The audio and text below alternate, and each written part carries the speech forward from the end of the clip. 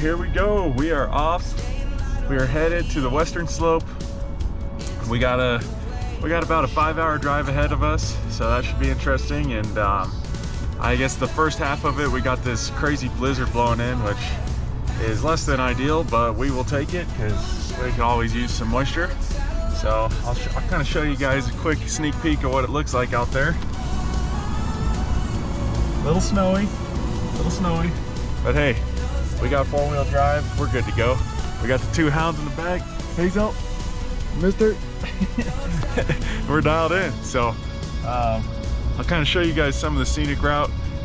It will be a pretty sweet drive. So let's go. I look around for cars, head down when I cross. It's got a way of knowing us when we think we're lost. At the end of the day, it doesn't matter anyway. We're on the track, moving fast with a bucket of faith. I'm gonna make it somehow. All right, guys, so we finally got here.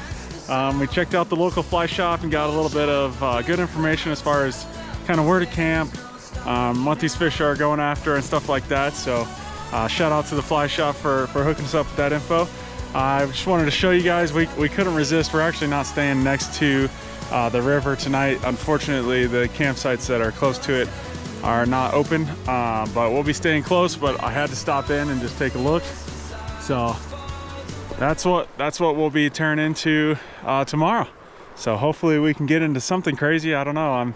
I've been looking in this river for some time now and I still haven't seen a fish. So but that's no worries to me. I think we'll be able to figure them out.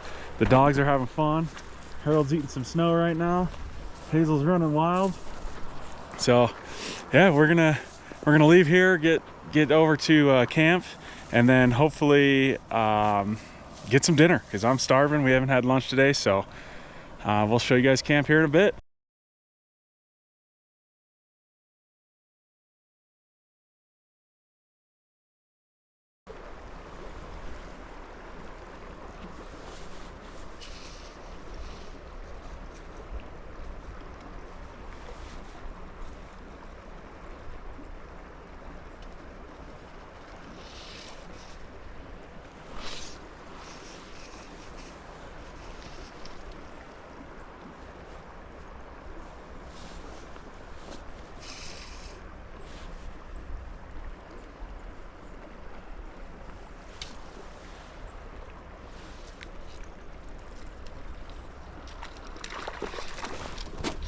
Here we go, ladies and gents.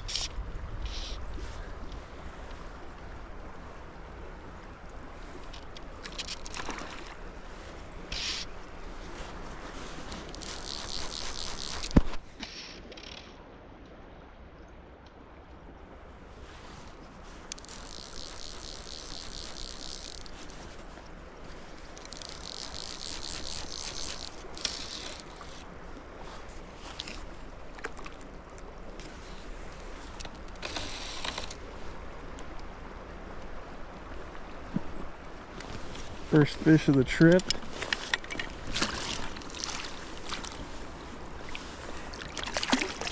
First fish on the new river here.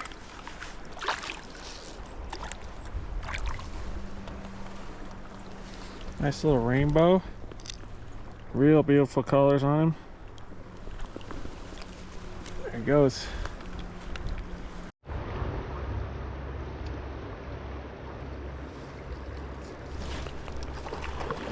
There we go. Harold, now.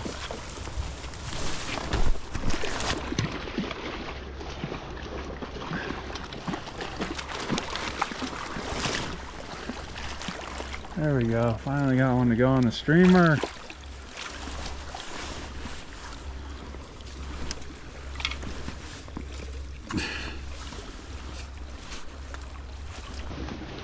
Alright, we're just gonna quick hold this guy up. He's nothing crazy, but we'll take him. Good colors on him. It's a nice fish there. Take it. There he goes. Alright guys, well that's gonna call it for this area today.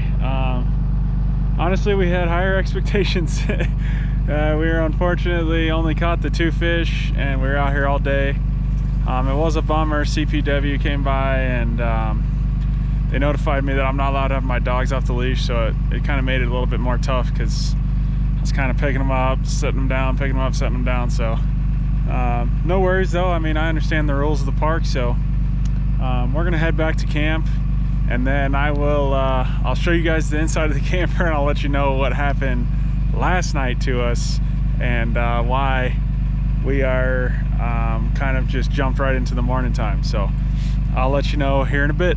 Welcome to the new camper. So this has been a long time coming. I've been doing some research. I was trying to move out of the truck camper shell and move into a full-size truck bed camper like this one here. I got the pop-up version, so the roof does come down while we're in travel, but honestly, the reason why I wanted to get that was to keep a lower profile, so when I'm on those back roads I can get to where I need to get without having to worry about scratching it up too much. Obviously I still have some height to the truck, but not as much as if I got just a stable body one that didn't pop up. So let me show you guys around. So over here we got the nice full-size bed. Hazel taking her little snooze. Check it out. Very nice. Mr. Snoozed out. We had a long day on the water today. So over here we just have like a seating area. I took some of the cushions out because these guys are kind of making a mess on them, so I just took a handful of them out. This actually does turn into a bed. You can take that little leg out. This tabletop goes underneath, and then the rest of the cushions go across that, so it does sleep. I mean, technically 3.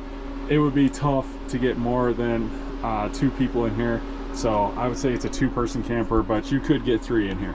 Up deck here we have like lightweight storage. I'm doing all my dry good food in there. Over here, just this huge countertop. Honestly, with the way I travel and fish, unless I'm staying stationary, that thing is probably going to be useless besides holding my bag and just random miscellaneous things. Right here we got the fly drawer, so we're going to keep all of our fly fishing gear and extra stuff in there. Right there we got a little wall outlet. Over here we got the thermostat, which it is nice and toasty in here. It's only like 10 degrees outside. It does come with USB ports, which is sweet. Going over here, so we got obviously the doors to get in and out. That is like a half-size door. I have to duck to get through it. Here we have a big storage. It actually does have a little rail for a closet. The first time I used it as a closet, and honestly that was wasted space. Down here we got extra drinks and tools in there. Over here we've got blankets in there. I think I'm gonna upgrade that to more storage. We got 3 drawers for cooking utensils and everything on this side. Again, another one of those hanging storage units. I again don't know exactly how much weight you're supposed to put in there. They're only held on by these little tabs in the ceiling. So we've been making a list of what we need to get. We need to get a trash can, which will probably go right there because I like that spot for it. Over here we got a freaking sweet mini fridge. This thing is awesome. It runs off of gas and electric. So right now we're hooked up to an electric hookup. Got a drawer full of goodies. And not only that, it comes with a freezer, which is honestly kind of convenient. So I'm sure you guys can hear it, but we got the heater on deck.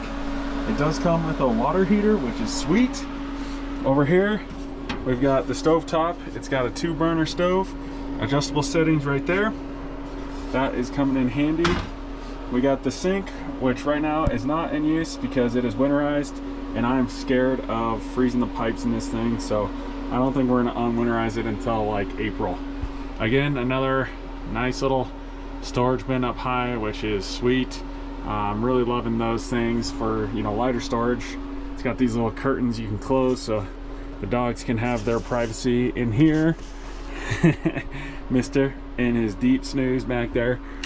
But yeah, so that is the camper. It's got little fan vents and a vent right there, so you can use it as like air conditioning in the summertime.